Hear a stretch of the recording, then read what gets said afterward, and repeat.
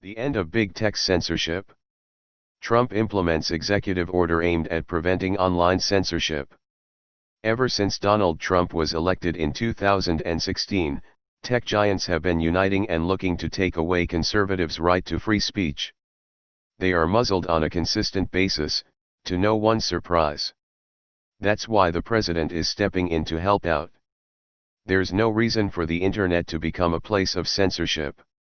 Apple's Tim Cook, Facebook's Mark Zuckerberg, Amazon's Jeff Bezos and Google's Sundar Pichai were summoned to a congressional hearing on the matter yesterday.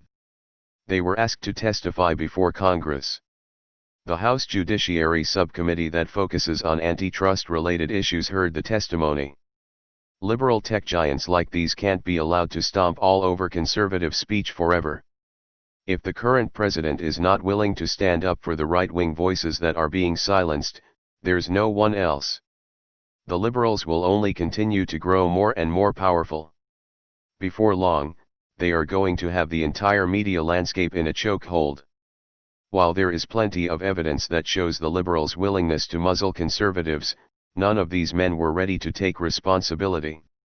They are only going to continue to deny what we all see every day. Conservatives cannot express their unvarnished opinions online anymore without being targeted by hate mobs. The same bleeding heart liberals who want the right to speak their mind are not willing to extend the same courtesy to those who think differently. It goes against everything that they claim to stand for, which makes it pretty funny, if it weren't so maddening. Every day, we read a new story about Facebook or Google censoring a well-meaning conservative. The Trump White House is not going to stand for it any longer.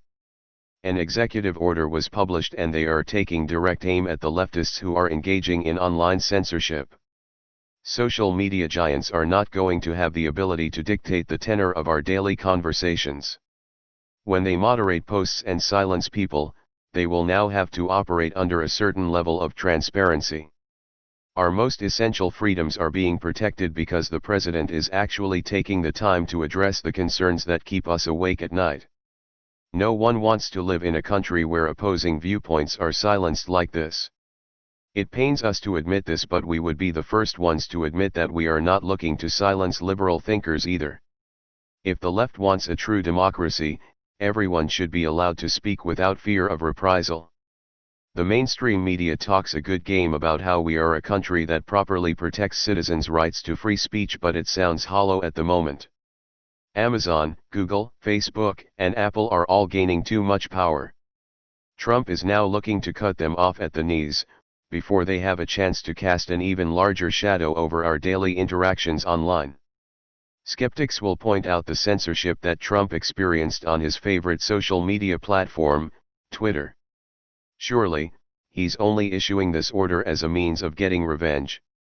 That hardly seems to be the case here, but we are sure that's how the liberal media will spin it to their captive audience. They will buy any story that comes out, as long as there is some sort of angle that allows them to harp on Trump for the millionth time. In the meantime, the president is going to continue to fight the good fight. Unless conservative leaders are ready and willing to keep the fight going, right-wing thinkers are only going to continue to suffer. The effectiveness of this executive order remains to be seen, but we are cautiously optimistic.